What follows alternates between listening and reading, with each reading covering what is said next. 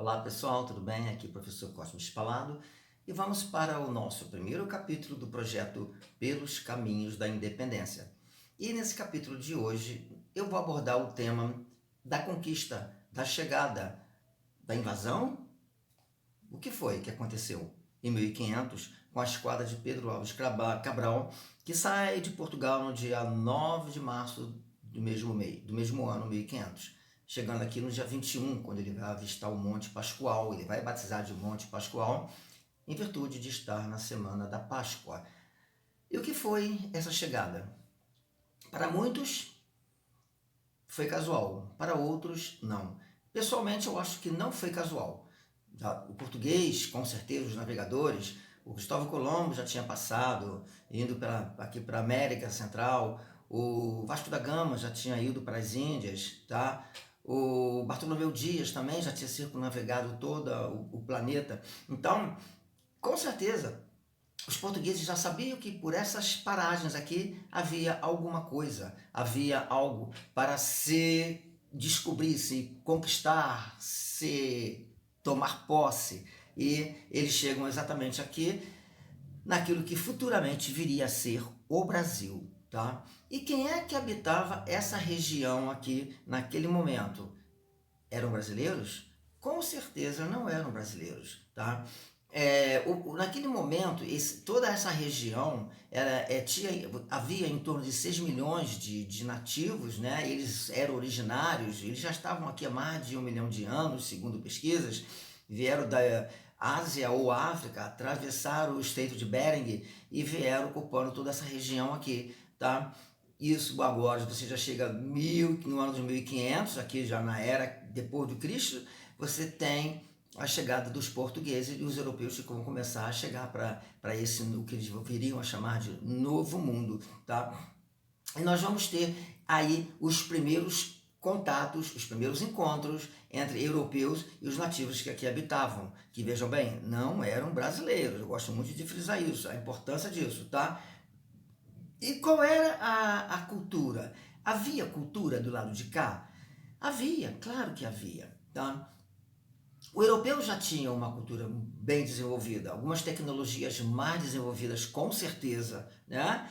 E ao chegar aqui eles vão se deparar com esses habitantes desse território, né? Eu acho muito interessante fazer um comparativo, né? Quando eles chegam, aquela questão do quem ficaria mais assustado, os portugueses ficariam mais assustados e depararem-se com aqueles seres todos desnudos, né? Todos nus, ou eles, vendo os portugueses todos paramentados, né? Eu acredito, tenho certeza disso, que o choque foi grande e o espanto foi de ambas as partes, né? Não teria como não ter esse espanto, culturas diferentes, né? Falar em cultura do que havia aqui, naquele momento esse território aqui que nós hoje chamamos de Brasil, aí vivia toda aquela população, em torno de 6 milhões, como citei anteriormente, em diferentes nações. Havia mais de 1.000 nações indígenas nessa região, não era uma coisa única, tá? E eles tinham cultura, viviam no período paleolítico, podemos dizer, estavam ainda no paleolítico, mas havia cultura? Sim, havia cultura com certeza, tá? Uma coisa que eu não concordo muito com relação dentro da historiografia oficial é o termo pré-história, porque o termo pré-história ele vai simplesmente negar, né, o que aconteceu antes do advento da escrita como não sendo história, tá? Mas história com certeza houve, porque a partir do momento que a cultura, você tem um desenvolvimento de técnicas de arte, a arte rupestre, né, que era a maneira de se escrever, vemos isso muito em cavernas, tá?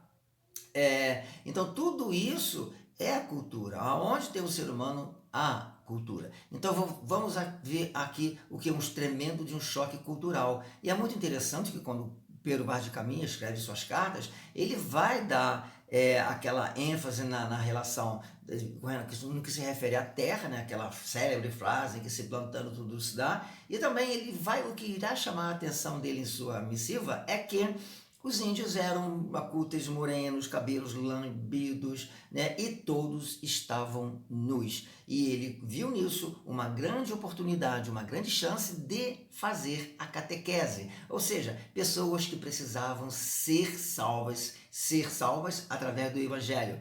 Quando você fala isso, está se referindo a uma cultura portuguesa católica. Então, haverá nos primeiros momentos uma relação bem amistosa entre eles, né? Isso com o passar do tempo não vai ser mais dessa forma. E no dia 26 de abril, né, logo quase uma semana depois, será celebrada aqui no nosso território a primeira missa, celebrada pelo frei Dom Henrique de Coimbra. Vale notar que existe um quadro muito bonito com relação a isso, claro que é um quadro que ele vai exaltar o momento daquilo, mas com uma visão do europeu, né? Esse quadro está aqui no Museu Nacional de Belas Artes, aqui no centro do Rio de Janeiro, e pintado pelo Vitor Meirelles. Tá? Eu acredito que todos vocês já devam ter visto esta pintura em alguns livros de história, né? Então, esse é o primeiro momento que nós temos do primeiro encontro dos europeus em nosso território, tá? E um questionamento que é muito interessante fazer, né? Foi descoberta, foi invasão, foi o quê?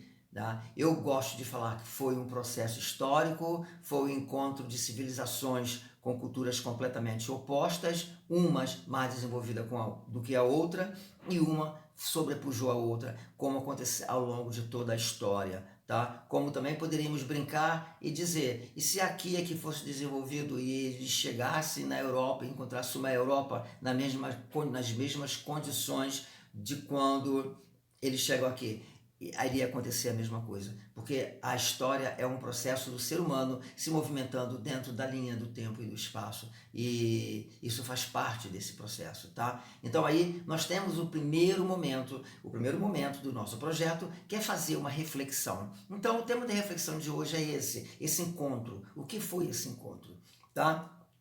E a partir de agora, nós vamos ter a cada semana uma reflexão sobre isso. Na próxima semana, nós vamos dar continuidade e vamos ver o que vai acontecer ao longo desse período, tá? Um super abraço para vocês, sou o professor Cosme Spalado e também sou guia de turismo receptivo aqui na cidade do Rio de Janeiro.